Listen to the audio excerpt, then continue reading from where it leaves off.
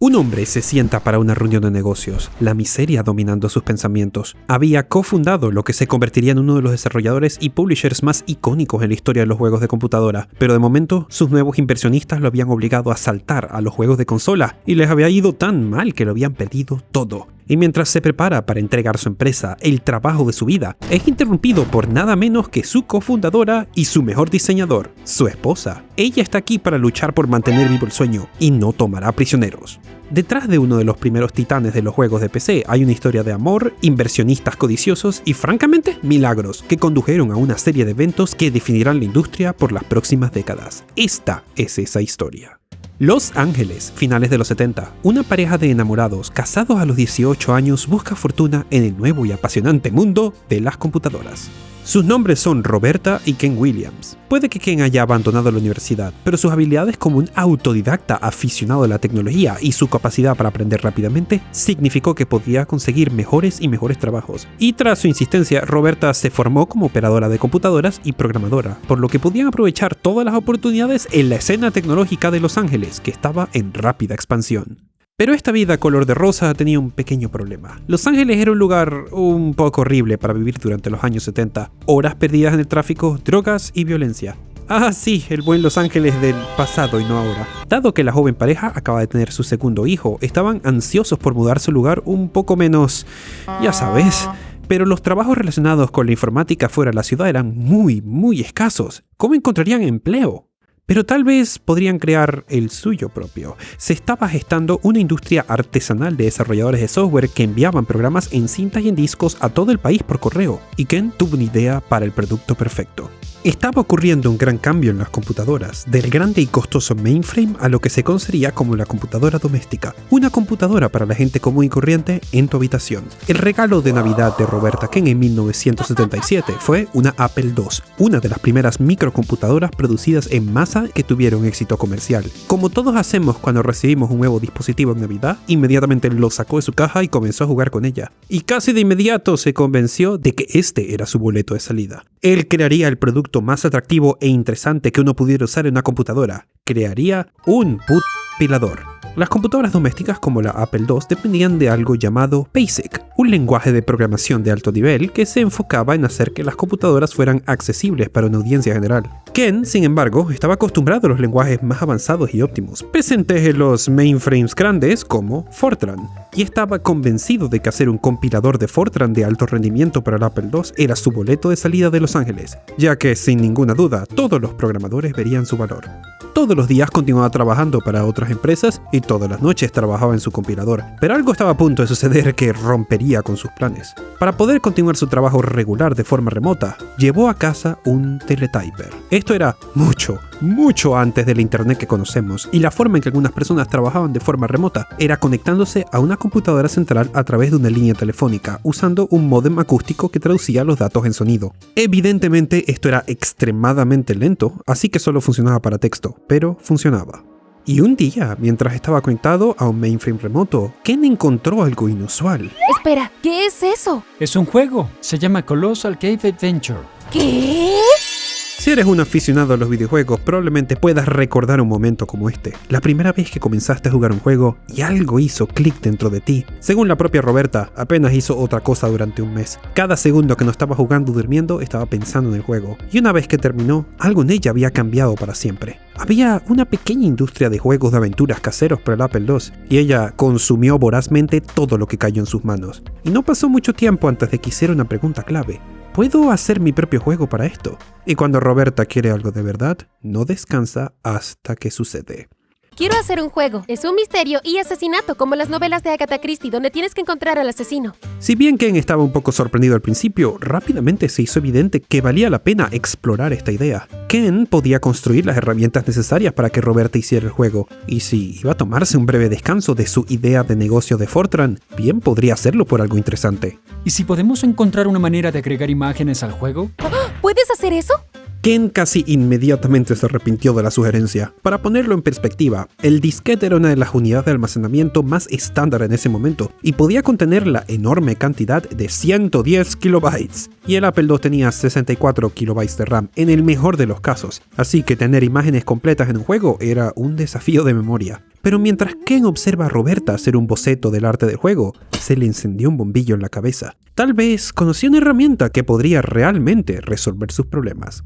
Esto es un Versa Writer, una herramienta mecánica destinada a dibujar gráficos en una computadora haciendo puntos en una cuadrícula. ¿Qué pasaría si pudieran almacenar esos puntos y luego hacer que una subrutina dibuje las líneas que los conectan en lugar de almacenar una imagen completa? De esa manera, Roberta podría hacer el arte del juego usando el Versa Writer y guardar todo en un disquete.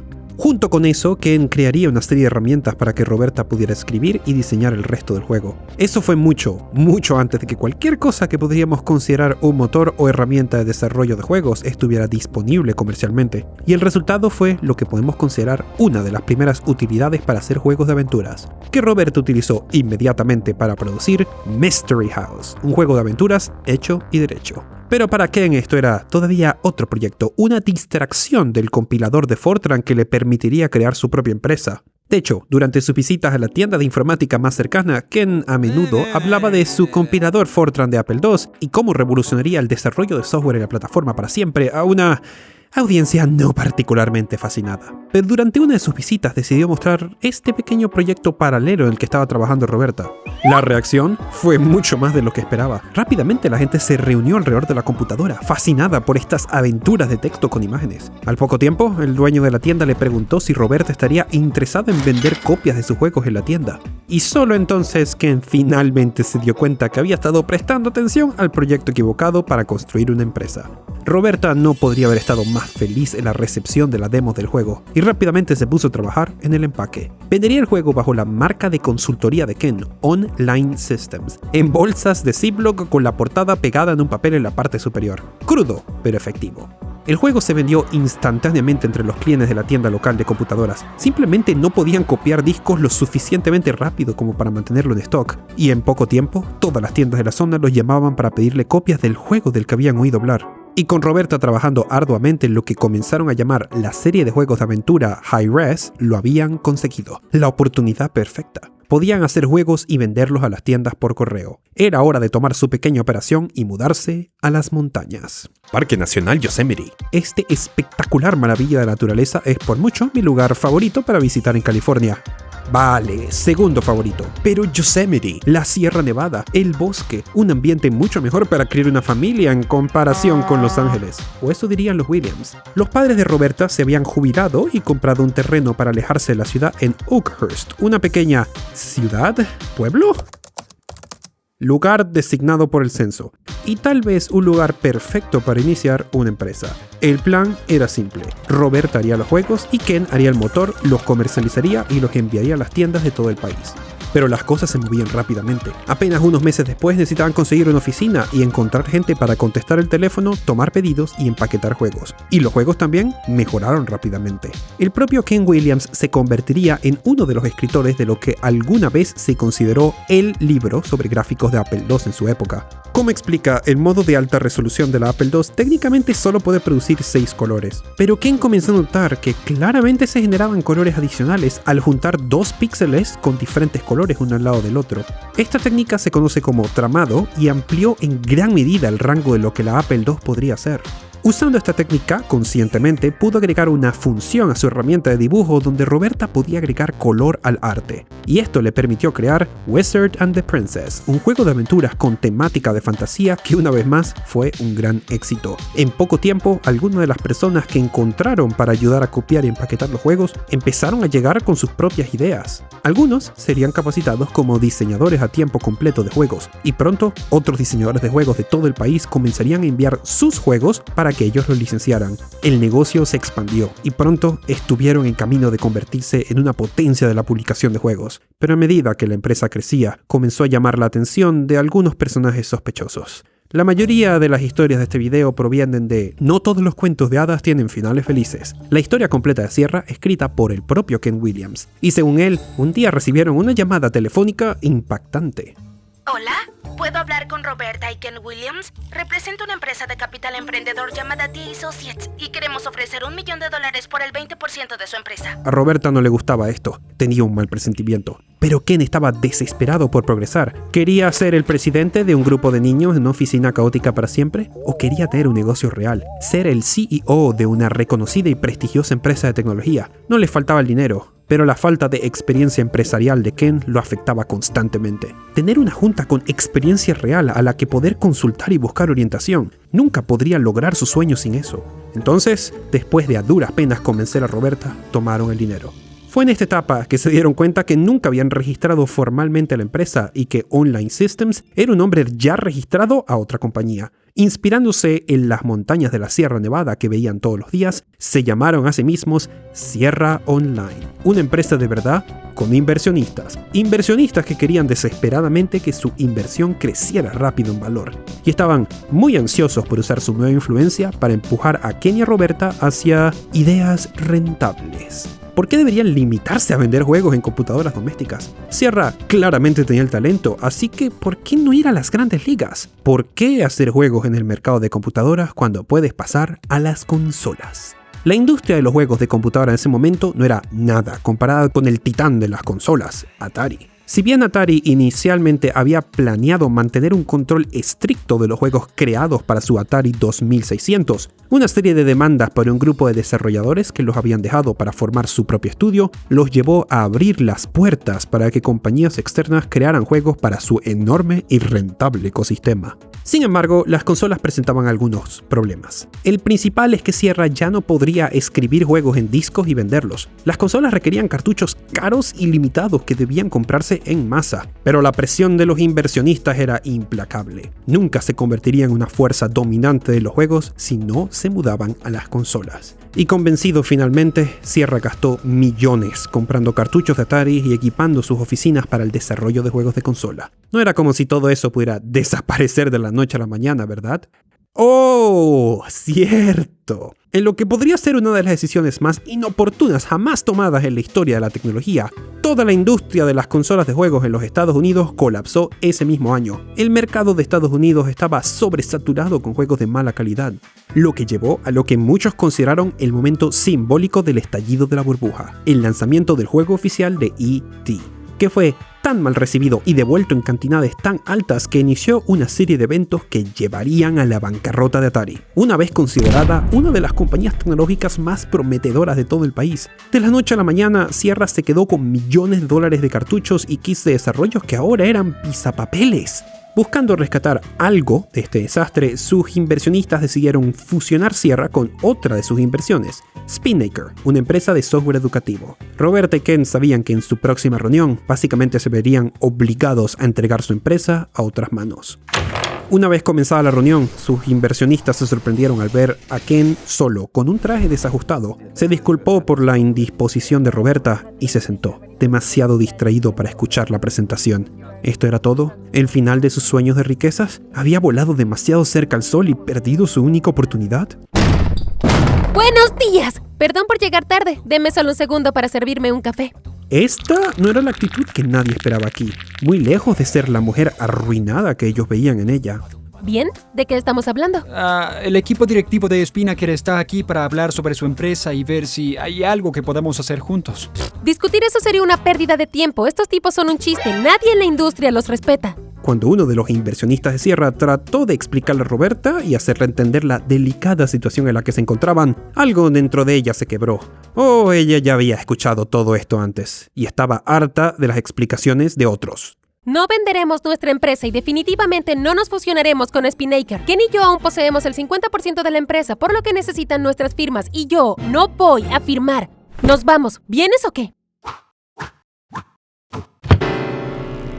Así que ahora Sierra tenía una junta de inversionistas furiosos y no tenía dinero. Pero no se irían sin luchar. Porque verás, una de las cosas que le daba a Roberta el coraje para desafiar la junta era que había estado trabajando en lo que pensaba era el mejor juego que jamás había diseñado. Y ella solo necesitaba una oportunidad, cualquiera, para llevarlo al mundo. Pidieron prestado de todas las fuentes que pudieron, tarjetas de crédito personales e incluso tomando una hipoteca. Y luego esperaron un milagro. y ese milagro vendrían del grupo de personas que menos esperaban.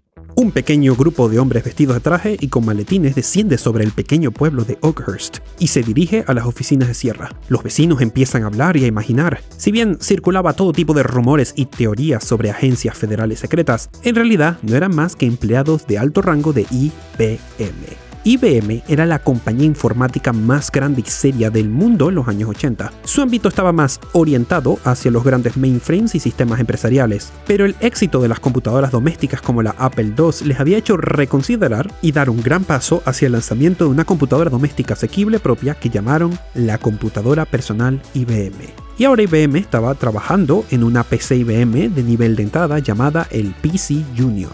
Y quería darle a Sierra un contrato para producir un juego original para su nuevo sistema. Y lo que es más importante, estaban dispuestos a pagar regalías por adelantado para financiar el juego. Este juego que sería su última esperanza.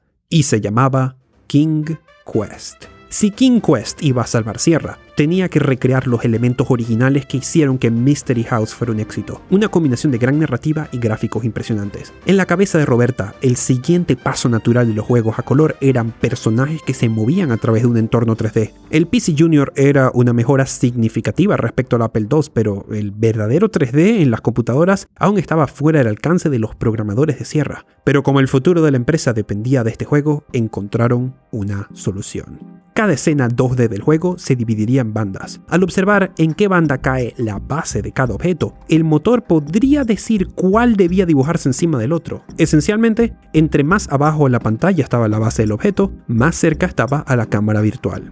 Con la mejora en la relación de sus inversionistas, gracias al gran contrato de IBM, Roberta y Ken suspiraron con alivio. Había un largo camino por recorrer, pero mientras el PC Junior no fuera un desastre total, los peores tiempos probablemente habían quedado atrás. Y luego salió el PC Junior. Temiendo que el PC Junior pudiera canibalizar las ventas del PC más premium, IBM tomó algunas decisiones de diseño cuestionables que habían arruinado la salida del PC Junior. Tan pronto llegaron las primeras críticas, era obvio que esto estaría muerto al nacer. King Quest era en todos los sentidos una obra maestra, pero por muy bueno que fuera el juego, no servía de nada si estaba atado a un PC que nadie quería comprar. Sin embargo, esta vez la catástrofe no los tomó por sorpresa a Ken y Roberta. Tenían un plan, y otro inesperado aliado, el gobierno de los Estados Unidos. Mientras que IBM invirtió millones para ponerse al día con el resto de los jugadores en el mercado de las computadoras para el hogar, los competidores en el espacio aprovecharon la oportunidad para lanzar clones de sus máquinas, que hasta un nivel eran compatibles con su software. Si bien IBM persiguió a alguna de estas empresas que copiaron directamente sus BIOS, técnicamente la mayoría de los clones utilizaron un BIOS hecho de ingeniería reversa que no violaba derechos de autor. Y tal vez IBM no quería presionar demasiado este tema, porque en 1969 el gobierno de Estados Unidos presentó una demanda antimonopolio contra IBM, preocupados por su control sobre la industria informática que bordeaba la definición de monopolio. IBM tardó casi 13 años en ganar el caso, pero esta experiencia cercana a la muerte había dejado a sus ejecutivos con una sensación de paranoia constante. Y esta paranoia condujo a algunas circunstancias extrañas, incluyendo IBM agregando una cláusula en sus contratos de software, dejando muy claro que los desarrolladores podían poner su software en computadoras que no sean de IBM. Era como todo lo contrario a una cláusula de exclusividad, una cláusula de por favor vende tus cosas a otra persona para demostrar que no somos un monopolio, por favor. Y por suerte para Sierra, una cierta compañía llamada Radio Shack acababa de lanzar el Tandy 1000, un PC compatible con IBM destinado a competir directamente con el PC Junior, pero que solucionó la mayoría de sus principales deficiencias. Ken logró llegar a un acuerdo con Radio Shack para que King Quest se vendiera con el Tandy, pero eso fue solo el comienzo. Los compatibles con el IBM PC tuvieron un éxito tan increíble que el PC de IBM se convirtió lentamente en un ecosistema por defecto, donde la parte de IBM se olvidaría lentamente y todos comenzarían a llamar a todo el ecosistema el PC. Y con una creciente base de usuarios de PC ávidos al videojuego, Sierra estaba lista para suplir. King Quest se convertiría rápidamente en uno de los juegos más vendidos en todo el ecosistema. Sus inversionistas quedaron estupefactos, nunca en su vida habían visto una empresa quemarse y luego levantarse como un ave fénix de esta manera. Y por ahora, la paz estaba restaurada. Sierra era libre de continuar creando juegos de computadora con su apoyo y tal vez apuntar a convertirse en la fuerza más grande de todos los juegos de PC. Y esto los pondría en el camino hacia su propia destrucción. Pero eso es una historia para más adelante. Esperemos que pronto, avísame si les gustaría ver la siguiente. Sin embargo, hay una parte de la historia hasta ahora que en realidad merece un poco más de detalle. Porque justo antes del fiasco de Atari, mencioné cómo Sierra estaba recibiendo juegos de otros desarrolladores para publicar. Y uno de estos juegos tenía un título que ni siquiera estoy seguro de poder decir o poner en YouTube sin que el video tenga una restricción de edad. Era un juego de aventuras con un tema más adulto que seguramente atraería una atención interesante. Entonces, para promocionarlo, Ken y Roberta comenzarían una serie de eventos en Sierra que conduciría a algunas travesuras bastante interesantes que, de nuevo, ni siquiera estoy seguro que puedo mencionar en detalle. Y esa es la historia que elegí para este episodio de SideQuest, mi serie exclusiva que expande historias conectadas con el video principal. Entonces, si el video principal es sobre el iPod, el SideQuest trata de la vez que Apple hizo un pequeño favor al gobierno de los Estados Unidos para modificar un iPod para un proyecto desconocido. Y esta vez gira en torno a la historia de probablemente una de las portadas de juegos más picantes que Sierra jamás haya hecho. Y SideQuest es una recompensa exclusiva para aquellos que apoyan el canal en Patreon. Como podéis imaginar, entre dibujos, actores de doblaje y otros gastos, el canal existe puramente gracias a las contribuciones directas de ustedes en Patreon. Y una contribución tan vital requiere la mejor recompensa que esté en mi poder, así que allí siempre van a tener los videos de SideQuest.